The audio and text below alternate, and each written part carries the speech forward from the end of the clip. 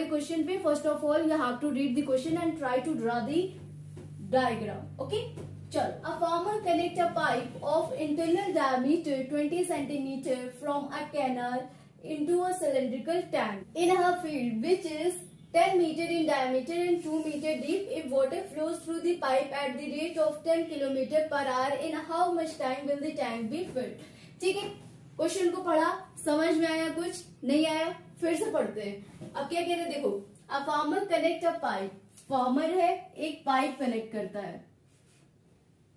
Pipe कुछ ऐसा ही होता है ना।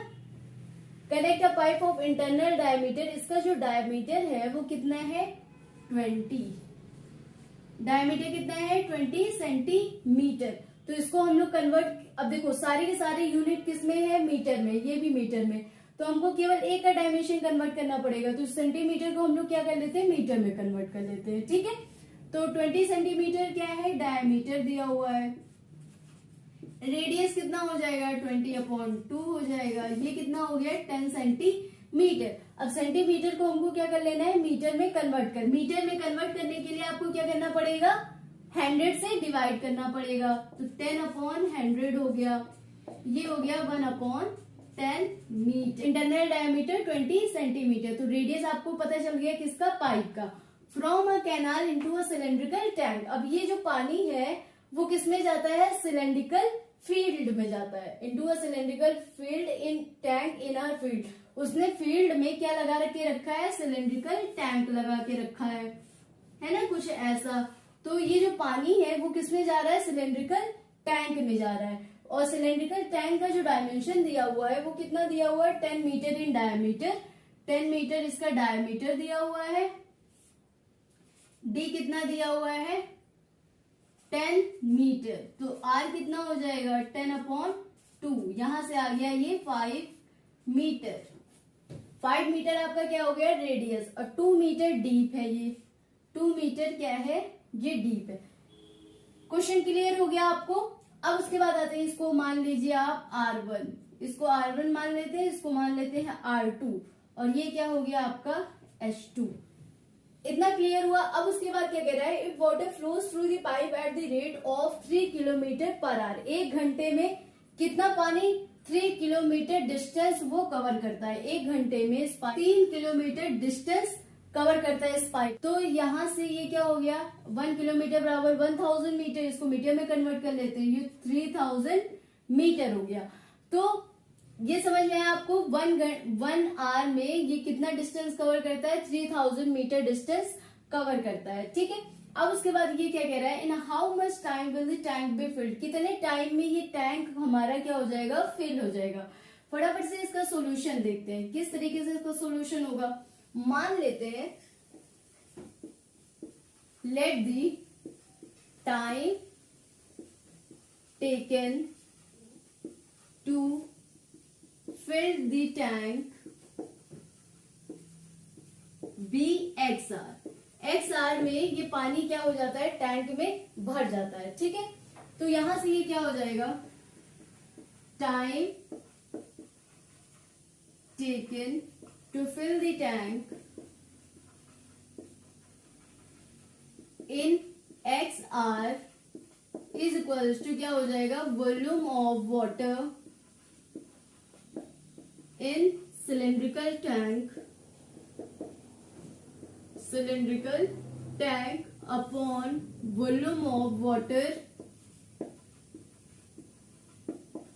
flown in 1 hour, 1 घंटे में जितना पानी गया है ना।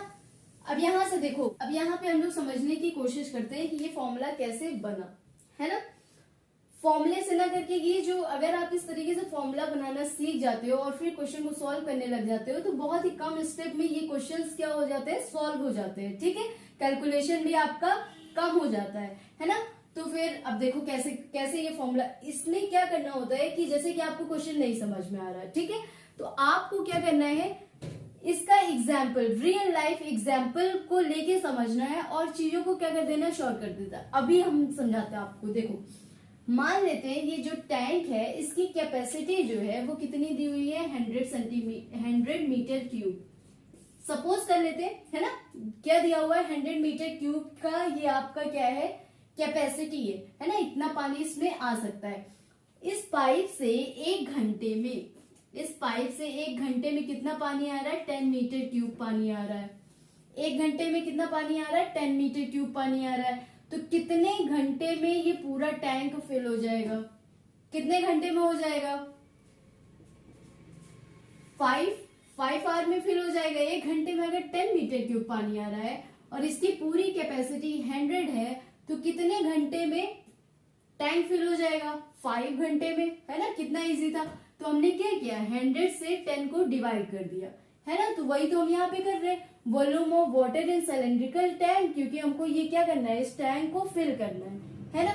तो एक घंटे में कितना पानी आया, एक घंटे में जितना पानी आएगा तो इट मीन्स कि एक घंटे में इतना वॉल्यूम, तो volume of this water in 1 hour, तो ये निकाल लेंगे। इससे जब आप volume of water present in cylindrical tank, जब इससे आप डिवाइड कर दे रहे हो तो आपको क्या पता चल जा रहा है, कितने घंटे में ये पूरा टैंक फिल हो जाएगा, है ना। वही स्टेप, वही चीजें, वही मेथड को अप्लाई करने की कोशिश हमने यहाँ पे करी है। ठीक है, इतना क्लियर हो गया। इससे इजी कोई नहीं समझा सकता है ना। तो स्टेप भी आपके क्या हो जाएंगे, शॉर्ट हो जाएंगे और क्वेश्चन करने में भी इजियर हो जाएगा। और इसी से रिलेटेड अगर एक दो क्वेश्चन और सॉल्व आप कर लेते हो तो इट मीन्स कि इस टाइप के क्वेश्चन से रिलेटेड आपको कोई भी प्रॉब्लम नहीं होगा। ठीक है, अब आते हैं, इतना आई होप कि क्लियर हो गया होगा आपको। अब आते हैं volume of water in cylindrical tank. तो ये क्या हो जाएगा, pi r square h, volume of water of cylinder क्या होता है, पाई आर स्क्वायर एच। तो यहाँ पे हमने R2 माना है तो यहाँ भी R2 ले लो, ये भी H2 ले लो, अपॉन ये क्या हो जाएगा, volume of water flow in 1 our.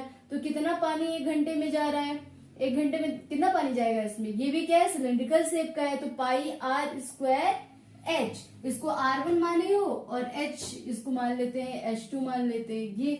ये जो होगा, जो लेंथ जो कवर कर रहा है, जितना डिस्टेंस, वही तो ये क्या हो जाएगा, इसकी हाइट हो जाएगी, है ना। जितना लेंथ ये कवर करेगा पाइप में जितना पानी, वो क्या हो जाएगा, इसका H2 हो जाएगा।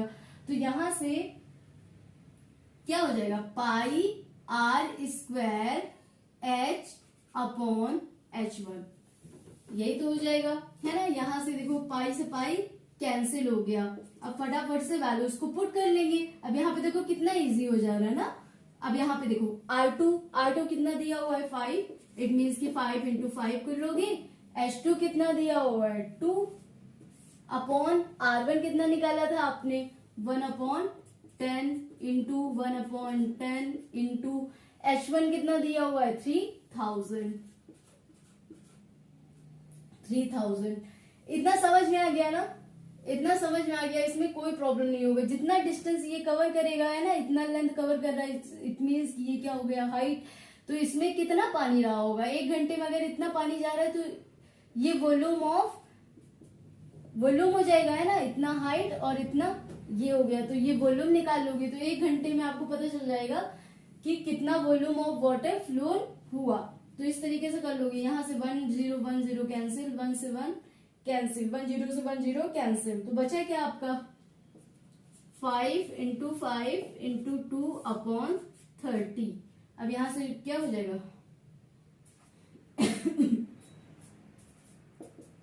5/3 आर, इट मीन्स कि 5/3 आर में पूरा टैंक फिल हो जाएगा। अब आर को हम किस में कन्वर्ट कर लेते हैं, मिनट में कन्वर्ट कर लेते हैं। मिनट में कन्वर्ट करने के लिए आपको क्या करना पड़ेगा, 5/3 इंटू मिनट, 1 आवर बराबर कितने मिनट होते हैं 60 मिनट।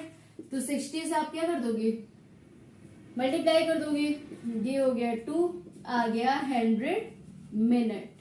100 मिनट में आप पूरे टैंक को फिल कर दोगे। अब इसको और कन्वर्ट करना चाहते हो तो ये क्या हो जाएगा 1 आवर 40 मिनट, 1 आवर 40 मिनट। ये कैसे आया 60, अब 100 मिनट है, 100 मिनट 60 मिनट बराबर 1 आवर। तो ये हो गया 1 आवर और 60 मिनट हो गया, 40 मिनट और बचे हुए ना, तो 40 मिनट। तो ये इतना आंसर लिखो, चाहे यहीं पे ड्रॉप कर दो, ठीक है। तो आई होप कि ये आपको क्वेश्चन क्लियर हो गया होगा।